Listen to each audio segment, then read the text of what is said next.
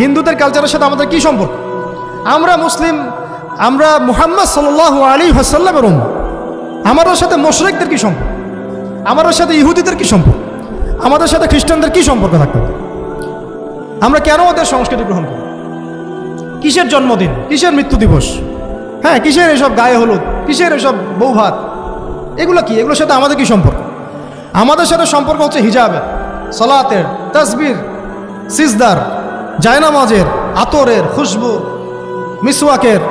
আমাদের সাথে এগুলোর সম্পর্ক। আমাদের সাথে সম্পর্ক হিজাবের, আমাদের সাথে সম্পর্ক ইসলামিক ক্যালিগ্রাফির, ইসলামিক, আমাদের সাথে সম্পর্ক কোরআনের, হাদিসের, সিরাতের, লেখাপড়ার, ইলমি পরিবেশের, তাসাউফের।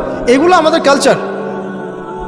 তো কালচার খুব ইম্পর্টেন্ট। কালচার থেকে দূরে সরে গেলে আমাদের আকীদা নষ্ট হয়ে যায়। আল্লাহ পাক আমাদেরকে আমাদের কালচার ধরে রাখার তৌফিক দান করেন। আমি আমার মেয়ের সাথে একটু আগে খেলছিলাম, তো তখন তাকে দেখে আমার কাছে মনে হলো যে আমি আমার মেয়ের জন্য কোন কোন বিষয়গুলোতে বেশি নসিহত করার প্রয়োজন বোধ করব।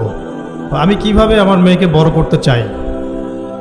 আমি আমার মেয়ের জন্য যা পছন্দ করি, আমার বোনের জন্য যা পছন্দ করি, আমার মায়ের জন্য যা পছন্দ করি, আমার স্ত্রীর জন্য যা পছন্দ করি, আমার উচিত আমাদের উম্মার বোনদের জন্য তাই পছন্দ করা।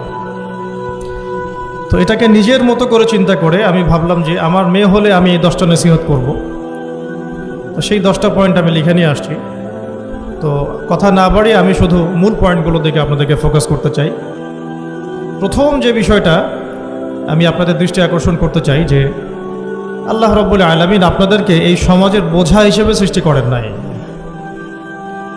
আল্লাহ রাব্বুল আলামিন আপনাদেরকে এই সমাজের বোঝা হিসেবে সৃষ্টি করেননি, বরং আল্লাহ রাব্বুল আলামিন আপনাদেরকে এই উম্মতের একটা গর্বিত অংশীদার হিসেবে সৃষ্টি করেছে।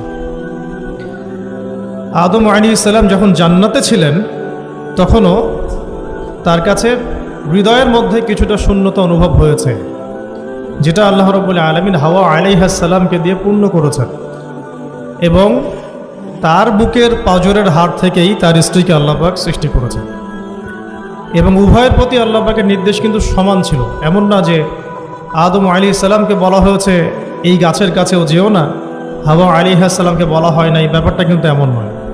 বরং উভয়ের প্রতি সমান আদেশ ছিল, ওয়ালা তাকরাবা হাদিহিশ শাজারা। তাকরাবা শব্দটা দ্বিবচন, তোমরা দুজনের কেউই এই গাছের কাছে যাবে না।